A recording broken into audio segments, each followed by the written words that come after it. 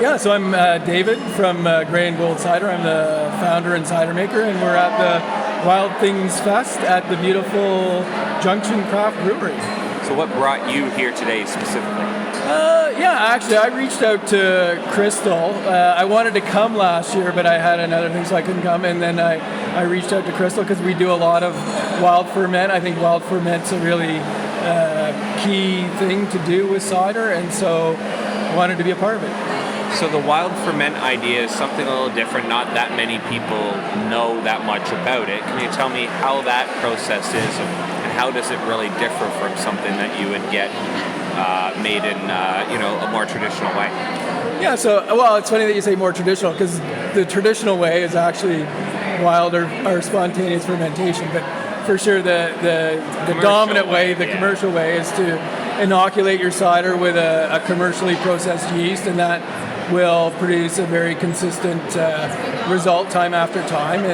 But yeah, we're sort of doing things more traditionally, old school, and started experimenting with wild fermentation. And so that's just, instead of inoculating a yeast into the juice, into the must, you just let whatever yeast will spontaneously take over, whether it's from the skins of the apples or something that's present in our cider room, and the fermentation just takes off on its own and can produce. To be honest, our wild ferments aren't necessarily that different than what you get from a commercial yeast. The commercial yeast we use when we do our aromatic white wine yeast that we pick to intentionally leave as much of the sort of aromatics behind in the cider. A lot of commercial yeasts are meant to do the process as quickly and cleanly and commercially as possible, and that can rob the finished product of a lot of the flavor and aromatics that I enjoy having left in the product. So that's sort of where we started it.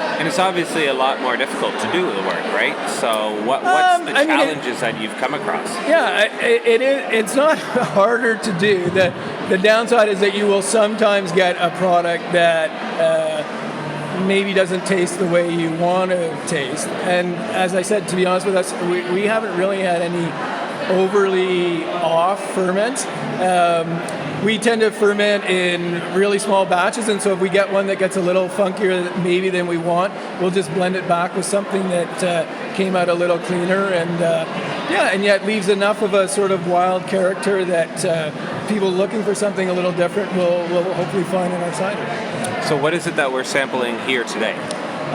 So we actually brought 3 different ciders here today. I think the one you're tasting is a collaboration we actually did with the founders of the Wild Things Fest. So we had 8 different individual ferments wild ferments going, and I brought samples of the juice down. Actually, we met here and sort of tasted them all, and then did a little played around with the blending for a while and came up with a blend that we thought would work well. And then I took it back to the cidery and produced a keg for this event, because all they really needed was a single keg. So I actually then reached out to Her Father's Cider Bar and told them what we were doing, and said, would you like a couple of kegs for the cider bar? So after we've just poured the last ounce of it here, there will be kegs of the collab at Her Father's for the next month or so until they run out of those. So, yeah. And it's a really nice opportunity to have those dedicated cider bars in Toronto, which is new and hasn't happened in the last little while, right? So that's good, and I feel like cider as a whole is growing. We've seen quite a large growth. How did you get into it? Because I know you've been doing this for a little bit.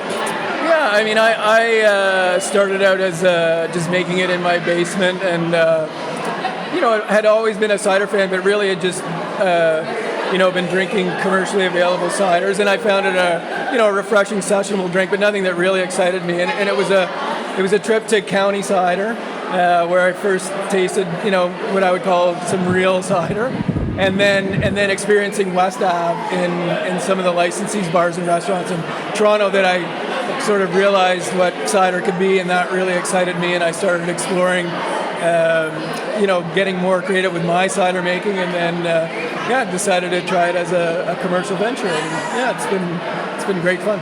And you've had some good positive responses in some awards from the Glint Caps and so on as well. Yeah, we've been very lucky with Glint Cap. I first entered a cider in the non-commercial division there, and the first cider I entered won a gold medal in non-commercial, and one of the comments I got from one of the judges was "Go commercial," and so I took his advice, and we started from there. And then the first year I entered in the commercial division, I won a best in class and another gold medal, and then a year ago I won another best in class for a spice cider, Spruce of the Bruce, and then this year I didn't win a best in class, so I'm a little disappointed with that, but did get a gold medal and a couple silver. So I've been really lucky there, and it's certainly helped build the confidence to make me reach out and do more interesting things for sure.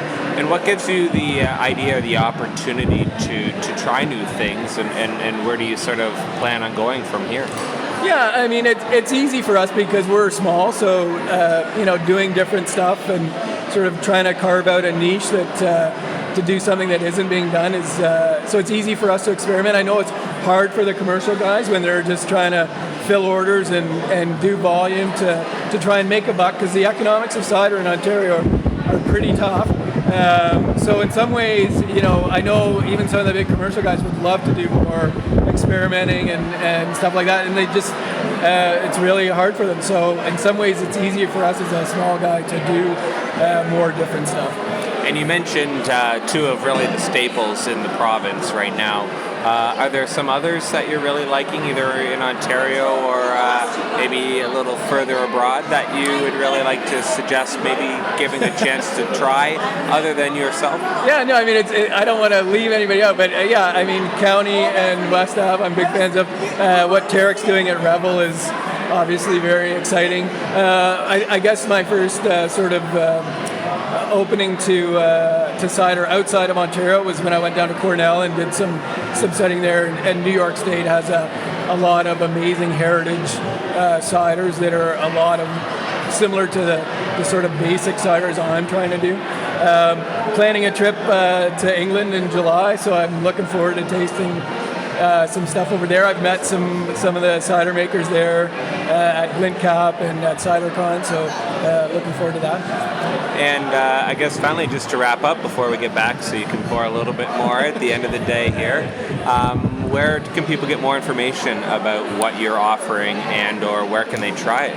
Yeah, so we're still in the. I mean, our longer term goal is to we're opening up a tasting room at our farm in just south of Thornbury. That's still a year away. Our trees right now are in a nursery and will be planted out next June. And you can't sell direct until you've got your 5 acres of apple. So that is still a year away for us. But in the meantime, we're at a number of licensees in Toronto. We've got a small little group, but you can find those on our website, and certainly follow us on Instagram at Grand Gold Cider. And we're going to just continue to grow the licensee list, and then really looking forward to opening next year. I look forward to following the growth as we go along, and best of luck. Cheers. Thanks a lot.